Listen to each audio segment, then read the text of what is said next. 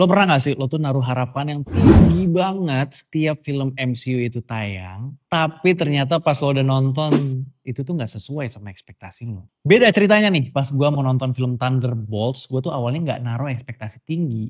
Tapi ternyata dari awal sampai pertengahan, gue tuh merasakan yang namanya vibes film Marvel sebelum Endgame rilis. Apa emang Thunderbolts sebagus itu filmnya? Skuy kita review.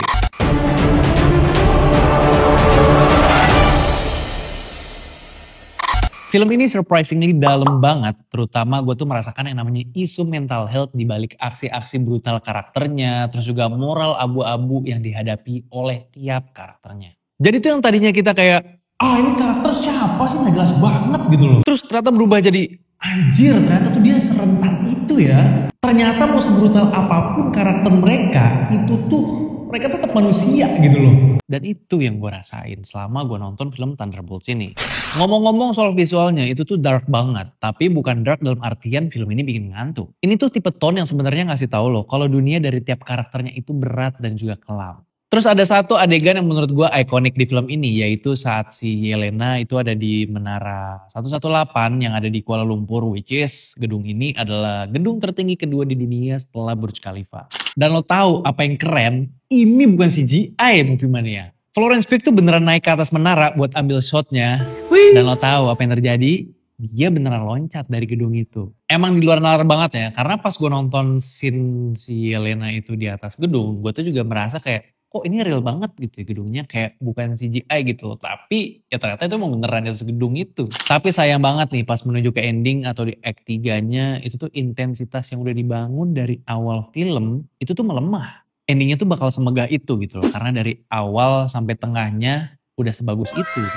Tapi bukan berarti film ini jelek ya, cuman emosi dan juga pacingnya itu tuh menurut gue agak menurun. Tapi lo jangan langsung keluar bioskop pas filmnya udah kelar, apalagi pas di post credit scene pertama. Nah, bukan MCU namanya, kalau nggak ada yang namanya tuh post credit scene. Kalau gue bisa bilang ya buat lo yang belum nonton di sini, itu worth it banget lo tunggu sampai akhir. Mungkin yang udah nonton di sini bakal setuju sama gue, karena memang wow itu loh. Itu tuh menurut gue momen yang bikin satu bioskop teriak. Gue aja tuh sampai tangan gue sampai kayak gini dan pas ngeliat post credit scene keduanya. Karena gue sendiri tuh gak expect bakal kayak gitu loh post creditnya. Terus nih buat lo yang pengen nonton Thunderbolts tapi bingung, gue harus nonton film apa dulu nih sebelumnya. Nah gue kasih tahu dulu ke lo, mungkin lo itu harus nonton Captain America The Winter Soldier, terus ada film The Black Widow, terus ada series The Falcon and the Winter Soldier, sama film Ant-Man and the Wasp.